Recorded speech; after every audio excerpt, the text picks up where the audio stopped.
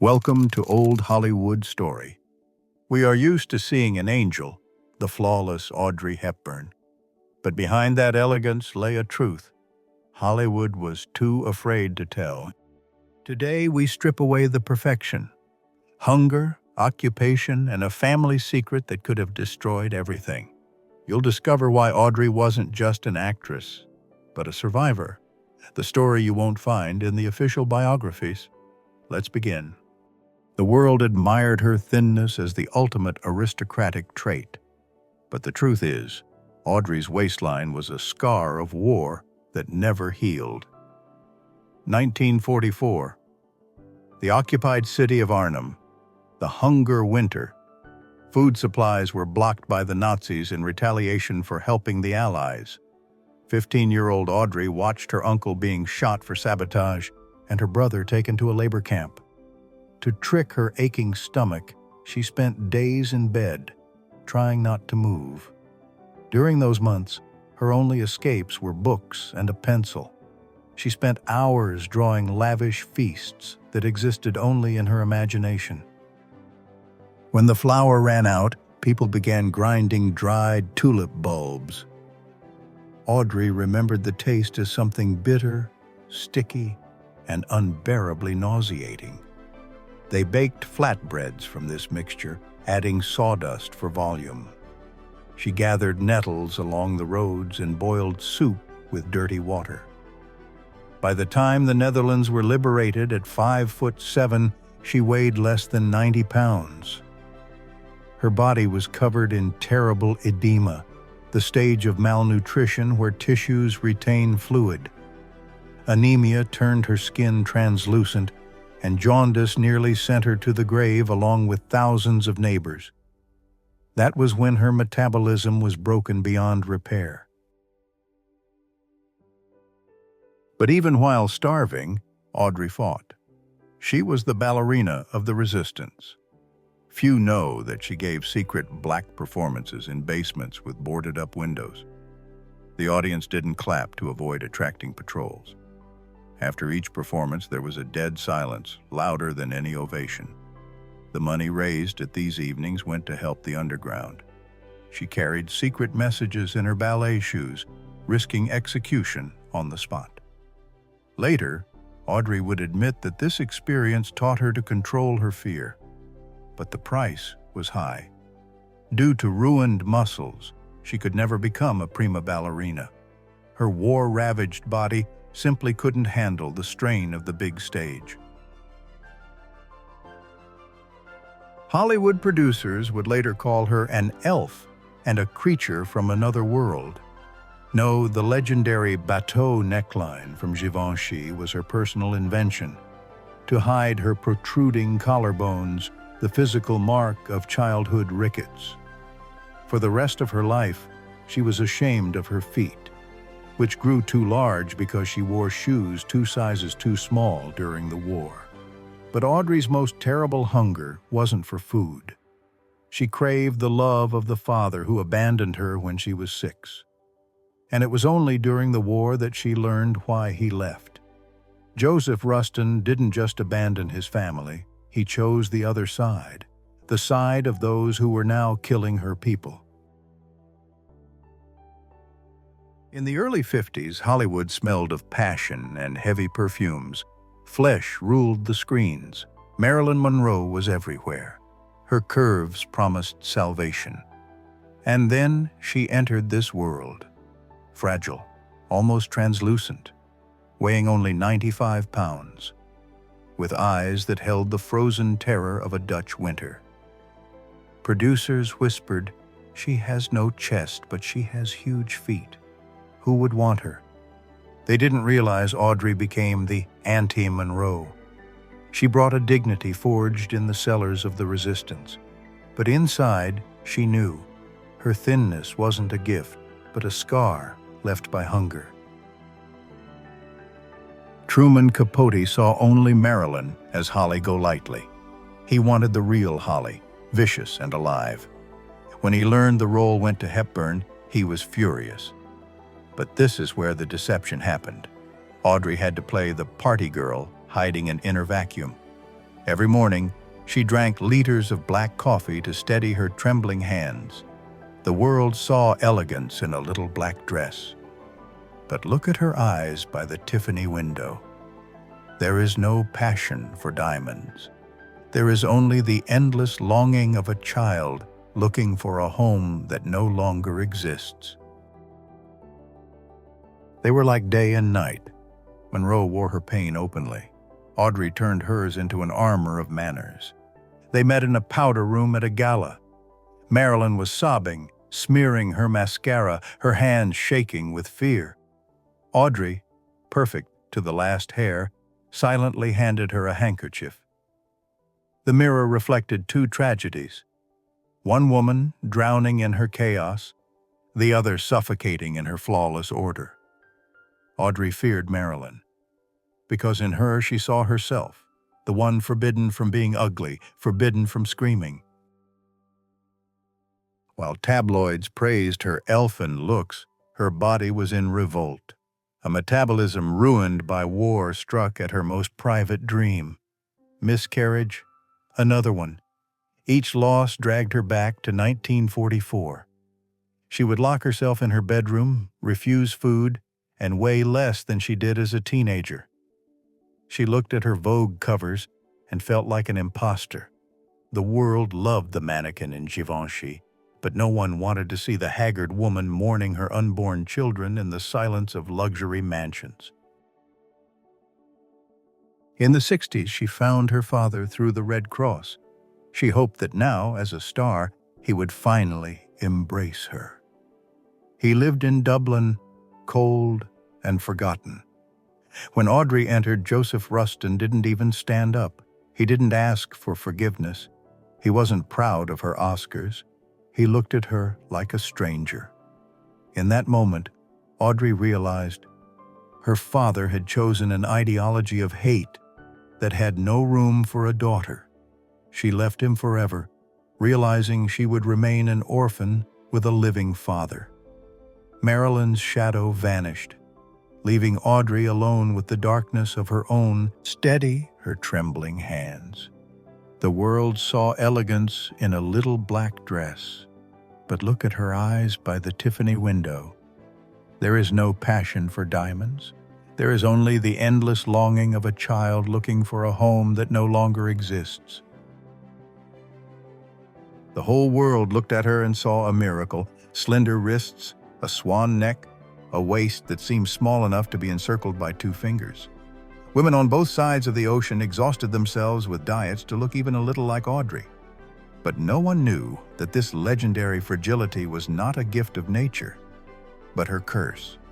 Her body was a biological diary of the war.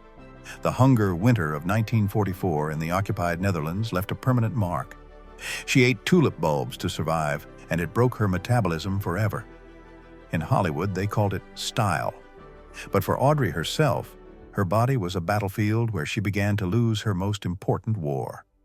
The war for the right to be a mother. The shattered dream. Audrey wanted children more than Oscars. She dreamed of a home filled with children's laughter that would drown out the echoes of explosions from her childhood. But fate was cruel. The first loss, the second, the third. 1955, 1959. Each time, hope was replaced by a deafening vacuum. When the doctors delivered another verdict, Audrey didn't scream. She simply withdrew into herself. She blamed that hungry girl from Arnhem for everything. She believed her body was broken, that the war had taken away her ability to give life back then in the cellars of Holland. She sat for hours in dark rooms without turning on the light. In those moments, she hated mirrors. In them, she saw not a style icon, but an empty shell that had betrayed its owner. Her depression was quiet, but black as an abyss. The mask and reality. The worst part began when she had to go out in public. In the morning, she could be weeping over an empty cradle, and by afternoon, she would be wearing Hubert de Givenchy's masterpieces and smiling for Richard Avedon's lenses. Look closely at her photos from those years. There is no joy in those eyes. There is the endless exhaustion of a person wearing a mask that weighs a ton. She refused food. not because she wanted to be thin, but because she felt that if she couldn't carry a child, she had no right to nourish herself. Food reminded her of scarcity, hunger, and inadequacy. She was literally melting away before the eyes of millions of fans who cheered her sophistication, not realizing they were witnessing a slow self-destruction. Physical pain as memory. Doctors advised rest, but work was the only way to forget. Yet even on the film set, the shadow of war haunted her. When she fell from a horse and suffered a severe back injury during the filming of The Unforgiven, it became a metaphor for her life, broken again, in pain again. The subsequent miscarriage finally convinced her happiness was not for her. She felt like an exhibit that everyone wanted to examine, but no one wanted to understand. She was the most desired woman in the world who felt completely unwanted and useless in the most intimate feminine sense. Retreat into darkness. This period of Audrey's life is a chronicle of quiet despair. She sought answers in medicine, in prayer, in love, but found only temporary relief. Her body continued to remember hunger, fear, and death. In this block, we leave her there, in the twilight of her Swiss bedroom, trying to find meaning in her pain. We see a woman who gave all her radiance to the world but remained in total darkness within herself. In the late 80s, the world was used to seeing Audrey Hepburn as a frozen icon. She was a symbol of flawlessness, an ageless woman whose face on posters sold a dream. But inside this icon, a tectonic shift was occurring. The Hollywood hills felt like cardboard sets, and the spotlight felt cold and dead. She sought meaning in the silence of her Swiss home, but the silence only reminded her more loudly of the childhood hunger that she could never satisfy with success. She looked at her hands and saw not elegance, but emptiness. The emptiness of unborn children, of unspoken words. And when the call from UNICEF came, it wasn't a job offer. It was a call from the deep to the deep. Audrey realized, to save herself from internal collapse, she had to go where collapse was a daily reality. She decided to become the voice of those whose whispers were drowned out by the noise of high politics. Her first mission to Ethiopia in 1988 was a shock to the press and a moment of truth for her. Journalists expected a temperamental star who would need a parasol and a private chef. Instead, they saw a woman who was the first to step off the plane into a cloud of suffocating dust. She wore simple jeans and a cotton shirt that would be soaked with sweat within an hour. Audrey used no makeup.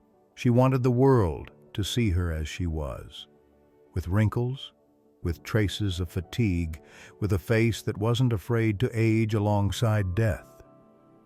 In Ethiopia, she saw food lines that stretched to the horizon. In that moment, time collapsed. The dusty plains of Africa turned into the snow-covered streets of Arnhem. She saw those same eyes again, huge, feverishly bright on withered faces. She told her companion, "I don't feel pity for them. I feel like one of them. I know what it's like to wait for salvation and fear that it will be too late." She entered huts where mothers mourned their children. She didn't stand aside. Audrey sat on the dirt floor, took those children in her arms and held them close. She was warned about infections, about the risks. She only shook her head. How can you fear touching life when you yourself barely survived? This was her secret communion. Every child who fell asleep on her chest filled the very gap left by her own losses. 1992, the final mission, Somalia. This was the point of no return. Even for Audrey, who had seen the horrors of war, Somalia was hell on earth. Constant shelling, gangs of teenagers with assault rifles, and piles of corpses along the roads. Here, she faced the limit of human suffering. In her journals from that time, there are almost no words, only fragmented phrases about endless darkness. But it was here that her light shone brightest.